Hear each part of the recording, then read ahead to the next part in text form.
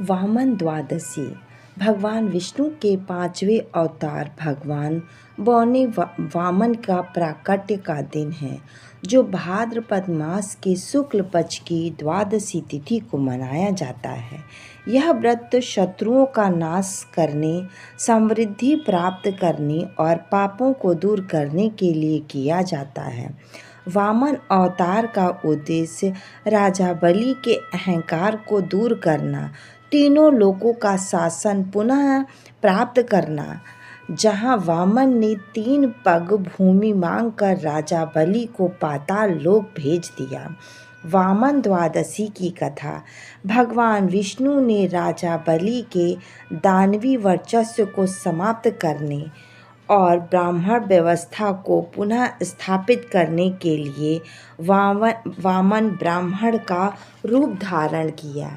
राजा बलि ने अपनी निष्ठा के बदले वामन देव को 3 पग भूमि दान करने का संकल्प किया। वामन ने अपने एक पग में पृथ्वी, दूसरे पग में आकाश और ब्रह्मांड को नाप लिया। तीसरे पग के लिए उन्होंने राजा बलि का सर मांगा, जिससे बलि पाताल लोक में चले गए। वामन द्वादशी साल में 2 बार मनाई जाती है। एक तो चैत्र मास के शुक्ल पक्ष की द्वादशी को, दूसरी भाद्रपद मास के शुक्ल पक्ष की द्वादशी को।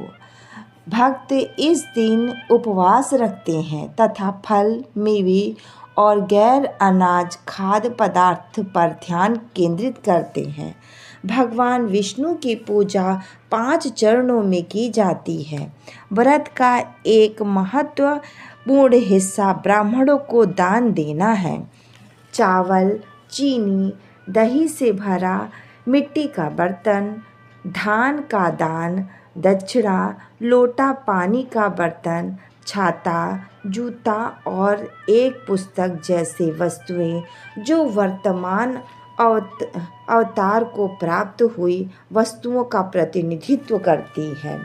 वामन द्वादशी के दिन भगवान वामन की पूजा करने से शत्रुओं का नाश होता है, जीवन में सुख, शांति तथा समृद्धि प्राप्त होती है, व्यक्ति के पाप नाश होते हैं।